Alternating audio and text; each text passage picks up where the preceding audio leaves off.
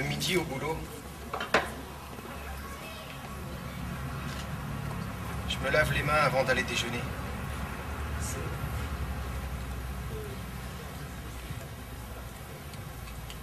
J'aime bien ce moment.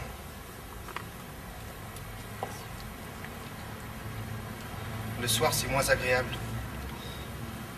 Parce que la serviette qu'on a utilisée toute la journée est complètement mouillée. 8 jours après, le juge d'instruction m'a regardé avec curiosité. Il m'a installé sur son canapé, la lampe dans les yeux. Ça m'a fait rigoler. Je me suis dit quoi? Il veut s'amuser? Mais je l'ai trouvé sympa. J'allais même le prendre dans mes bras. Mais je me suis dit, hé mec, t'as buté un gars. T'as buté un gars. T'as buté un gars.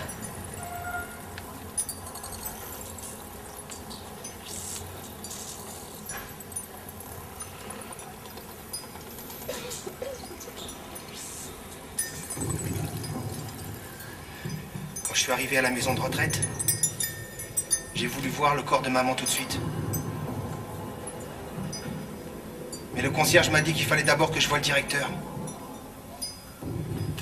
Comme il était occupé, j'ai attendu un peu. Et pendant tout ce temps, le concierge m'a parlé, m'a parlé.